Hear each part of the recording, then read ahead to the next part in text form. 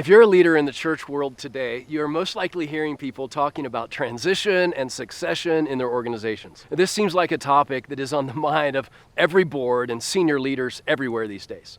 And you've probably heard other leaders talking about handing off the baton.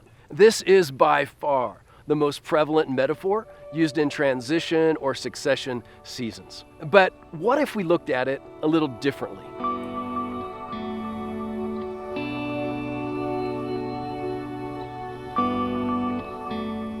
More than seeking a person to just hand the baton to, at Slingshot Group, we believe this is an incomplete picture of what successful transition should look like at your church. At Slingshot, our team sees succession and transition kind of like a forest. You see, when you consider the metaphor of handing off the baton, there are really only two people involved: the current lead pastor and the incoming lead pastor. But we all know that there are more people than that go into the mix of a successful succession. And this is why we're out here today.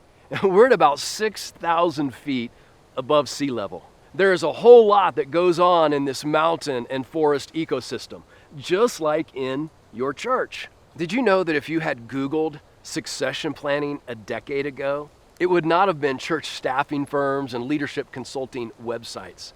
It would have been all about agriculture and urban planning and forestry. It's only been in the last decade or so that succession planning really found its way into the marketplace and into the church. As the leadership in so many churches begins to transition, the succession planning conversation has moved from agriculture to people. And you know what? That's a good thing, because so much hangs in the balance of a successful transition at your church. We believe the ecosystem of your church is unique and complex. Just like this forest, the ecosystem of your church actually has 5 distinct aspects that should be taken into consideration in order to achieve a successful transition. Those aspects are protecting organizational continuity, emergency transition management, proactive exit planning, the new leader hiring, and leadership pipeline development. These 5 aspects all play a unique role in your transition really being fruitful and successful.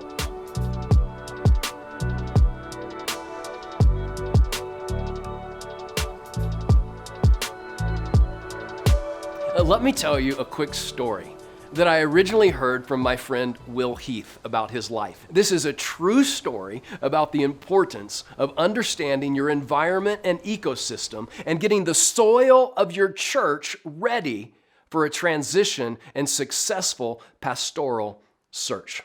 So for me, I love when I have time to work in my yard. And what I usually do on a Saturday when I have some free time is go to Home Depot or Lowe's or something like that, and I start shopping around for a bunch of trees or plants or shrubs. Well, a few months back, I noticed down the street from my house, our neighbor has this fantastic avocado tree. And our family eats a lot of avocados, and avocados are pretty expensive. So I said, hey, I'm gonna go find an avocado tree. So on this specific Saturday, I go, I find an avocado tree. I spend a little bit of extra money, to get one that's stronger and a little bit bigger.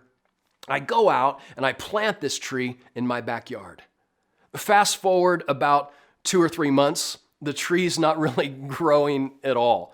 Fast forward 5 months and the tree is actually shrinking. It looks like it's dying. So I finally asked my gardener, what is going on with this tree?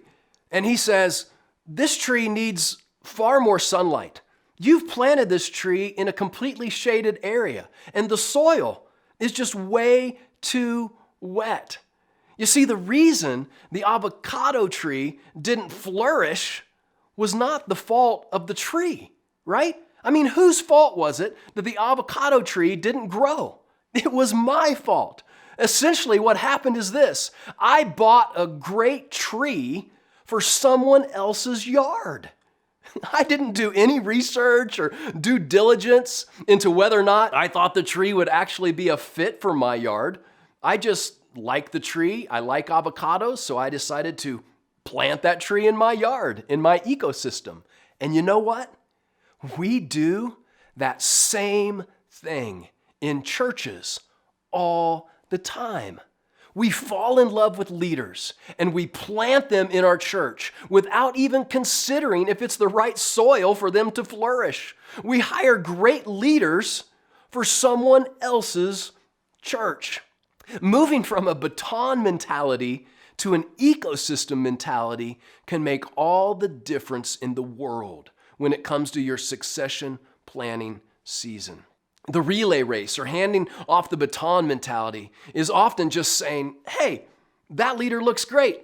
Let's hire him. Let's plant him in our soil, in our church, in our organization, and everything's going to be fine. And when we do this, we have grand dreams and we have good intentions, but oftentimes without ever really considering if that leader will actually fit in our ecosystem and thrive in the soil of our church. I would suggest that we need to drop the baton thinking and we need to embrace more of the shovel and ecosystem thinking. We need to take time to properly evaluate the condition of our soil so that a succession can be smooth and successful. If you're looking to ensure that the soil of your organization is healthy, not toxic, so that whoever is planted can thrive in leadership for many years to come, then just fill out the form at the bottom of this page.